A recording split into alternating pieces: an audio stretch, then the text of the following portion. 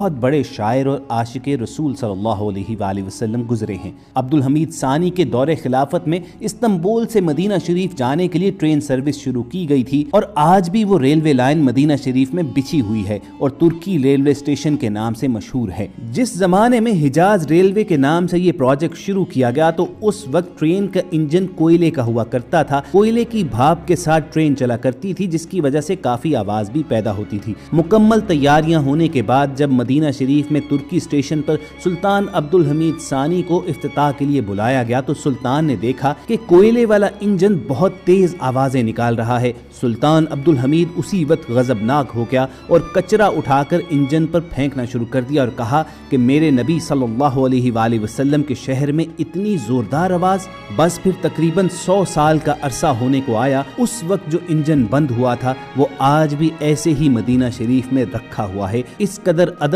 تھا سلطان عبدالحمید ثانی کے دل میں کہ وہ انجن کی بلند آواز کو بھی شہر رسول صلی اللہ علیہ وآلہ وسلم میں پسند نہیں کرتے تھے، تو سوچو کہ وہ اپنے محبوب سے بذات خود کس قدر محبت فرماتے ہوں گے۔ یہ ان کا عشق تھا، یہ ان کا ادب تھا جو ان کے سینوں میں موجزن تھا۔ اللہ تعالی ہمیں بھی ایسا عشق و ادب اور شہر رسول صلی اللہ علیہ وآلہ وسلم کی باادب حاضری نصیب کرے۔ اگر آپ کے دل کی بھی یہی صدا ہے تو کمنٹ سیکشن میں آمین ضرور لکھیے گا۔ دوستو یہاں پر بے حد ضروری ہے کہ ہم حجاز ریلوے سروس نامی اس پروجیکٹ کی تاریخ سے بھی آپ کو آگاہ کریں۔ یہ جو تصاویر آپ اپنی اسکرین پر دیکھ رہے ہیں یہ 19ویں صدی میں ریل کی ایجاد کے بعد ترکی کی عثمانی حکومت کی یہ خواہش تھی کہ ایک ریلوے لائن دمشق سے لے کر مدینہ منورہ تک بچھائی جائے جسے آگے مکہ مکرمہ تک لے جایا جائے۔ اس لائن کو بچھانے کے لیے ترک حکومت نے دنیا بھر کے مسلمانوں سے چندے کی اپیل کی تھی۔ ہندوستان کے مسلمانوں نے بھی بڑھ چڑھ کر اس چندے میں حصہ لیا کیونکہ یہ حرمین شریفین کے نام پر مانگا گیا تھا۔ حجاز ریلوے سروس حرمین شریفین کے ساتھ ساتھ عظیم سلطنت عثمانیہ کی تاریخ کا بھی ایک روشن اور تابناک باب ہے۔ یہ وہ سروس تھی کہ جس نے زائرین حرمین کا 2 ماہ کا سفر کم کر کے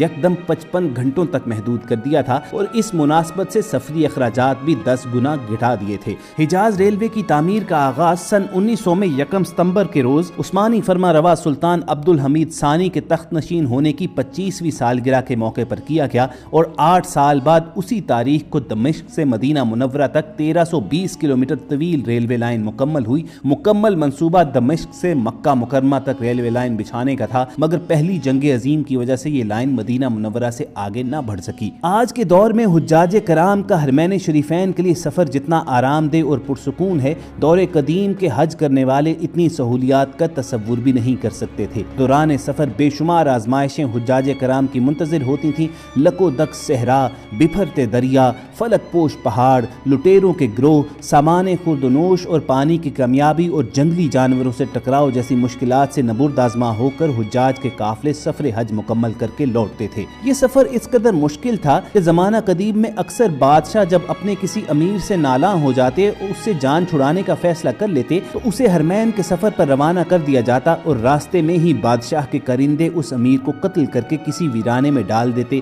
اور اس کے اہل خانہ اس کا انتظار ہی کرتے رہ جاتے۔ مغل شہنشاہ اکبر اعظم نے بھی اپنے تعلیق بیرم خان سے یہی سلوک کیا تھا۔ حجاج کرام کو بہترین سفری سہولیات پہنچانے اور دوران سفر لاحق خطرات پر قابو پانے کے لیے عثمانی خلیفہ نے ان قافلوں کی حفاظت کا بندوبست کرنے کا سوچا۔ پہلے تو سلطنت عثمانیہ کی فوج کا ایک دستہ اور توپ خانہ بھی دمشق سے لے کر ایک خاص مقام تک قافلے کے ساتھ جانے لگا، مگر اس کے بعد عثمانی خلیفہ سلطان عبدالحمید ثانی نے یہ فیصلہ کیا کہ موجودہ استنبول تا دمشق ریلوے لائن کی توسیع کی جائے اور اسے مدینہ منورہ سے ہوتے ہوئے مکہ مکرمہ اور جدہ کی بندرگاہ تک لے جایا جائے۔ یاد رہے کہ سلطنت عثمانیہ کے دور میں استنبول تا دمشق ریلوے لائن پہلے ہی موجود تھی اور اب حجاز ریلوے کے نام سے اس کی توسیع کا آغاز ہوا۔ ابتدا میں ترک انجینئر حاجی مختار بے نے دمشق تا مدینہ زمینی سروے کیا اور پٹریوں کے لیے زمین پر نشانات لگانے شروع کر دیے۔ یہ تمام کام ترک انجینئر سے لیا گیا۔ پھر اس کے بعد جرمن انجینئرز اور اٹیلین ہنرمندوں نے بھی اس کام میں حصہ لیا۔ ان کے ساتھ ترک افواج کے 7000 سپاہی بھی موجود تھے، مگر سلطان کی دینی حمیت دیکھیے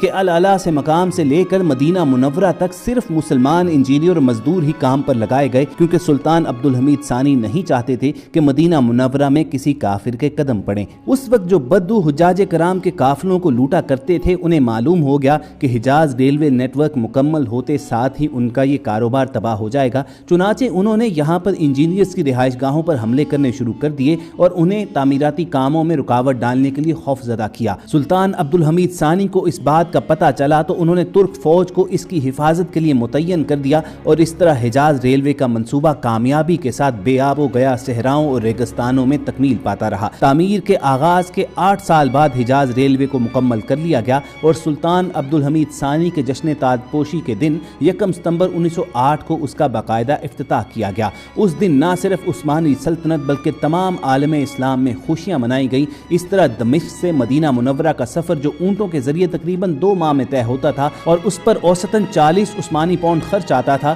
وہ سفر صرف 55 گھنٹوں اور 4.5 عثمانی پاؤنڈ کرائے تک سمٹ گیا۔ دلچسپ بات یہ ہے کہ ایک عرصے تک قدامت پسند حجاج حجاز ریلوے کو سفر حج کے لیے ناپسند کرتے رہے، کیونکہ ان کے خیال میں اونٹوں کا روایتی طریقہ ہی اس مبارک سفر کے لیے مناسب ہے اور یہ آہنی اونٹ یعنی انجن شرن ممنوع ہے۔ حجاز ریلوے کی تعمیر کے دوران عثمانی سلطنت کی طرف سے عالم اسلام سے اس کی تعمیری اخراجات میں حصہ لینے کے لیے اپیل کی جاتی رہی تھی، اس لیے اس کی تعمیر میں دنیا بھر کے مسلمانوں کی رقم شامل تھی اور پھر سلطان عبدالحمید نے اسے عالم اسلام کی ملکیت تسلیم کرتے ہوئے 1913 میں حجاز ریلوے کو اسلامی وقف قرار دے دیا۔ حجاز ریلوے سروس زائرین حرمین کے ساتھ ساتھ عام مسافروں کے لیے ایک انقلاب ثابت ہوئی۔ اب حجاز ریلوے کے اگلے مرحلے پر کام شروع ہونے کا وقت آیا، جس میں اسے مدینہ منورہ سے مکہ مکرمہ تک پہنچانا تھا، مگر اس دوران فرسٹ ورلڈ وار شروع ہو گئی۔ جنگ کے پہلے سال یعنی 1914 میں تو حجاز ریلوے چلتی رہی، مگر عرب تحریک کی ابتدا کے ساتھ ہی سلطنت عثمانیہ کے خلاف بغاوت کر دی گئی اور حجاز ریلوے اور اس کی تنصیبات پر حملے شروع کیے گئے۔